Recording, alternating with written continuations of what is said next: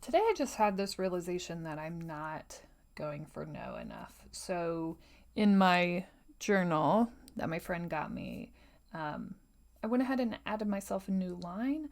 What I love about my new journal is that I can make my daily routine, not someone else's. And so, right, we start with I always write my great thing, then I write my 10 dreams that I'm working on currently, and then, or that I just have. Um, and then I kind of free journal or free write. And then at the bottom, now I have a new section that is like the daily ask. And right? There's a great Eleanor Roosevelt quote that was like, do something that scares you every day. And so that's essentially what this will be. Like, it will be something that puts me out there, something that asks or requests for the things that I want, because I have, in the work that I'm in, right, I have to continue to strive for that. And I think no matter what you're in, you're always going to want to do that no matter what you're doing. Like, take that risk, ask that question, make yourself known, put yourself out there. Let's keep moving forward and let's keep doing things that scare us a little bit, right? And so I'm excited that I added that line. I think it will help to call in the consistency in which, I've been able to protect myself. And it was out of survival. It was deemed necessary to survive the lowness of what I've gone through these last couple of months. And so I had to just kind of build up this shelter for myself because of how hard this transition has been. And I wasn't really in a place where I could handle a lot of rejection, where I could handle a lot of no.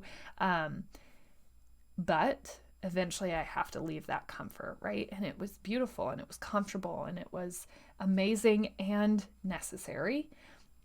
And now I have to transition. Now I have to move into this new reality that I've created for myself. And I think that's beautiful. It's also beautiful to know if you're capable of handling that or not, and to protect yourself when it's necessary. And so that's where I'm at. Like, we're transitioning into this place where we've rebuilt our confidence and we need to start I need to start putting myself out there and allowing the world to respond to me, but it can't respond if it doesn't know that I exist and that I want these things. So that's our new thing that I'm going to start working on. And I think that I've talked about this before, this idea of doing something, and before it really was related to money.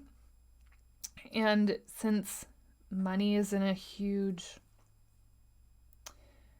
motivator for me, although it is, obviously, we all want money, but since that's not a driver for me, it's really important that I not put that out as something that's going to drive movement from me.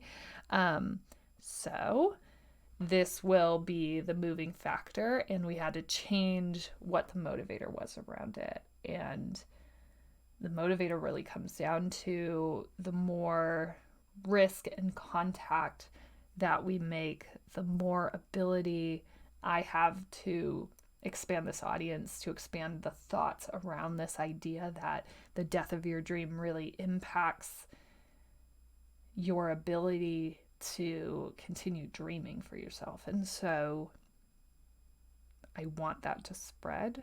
And so I have to keep planting that flag everywhere.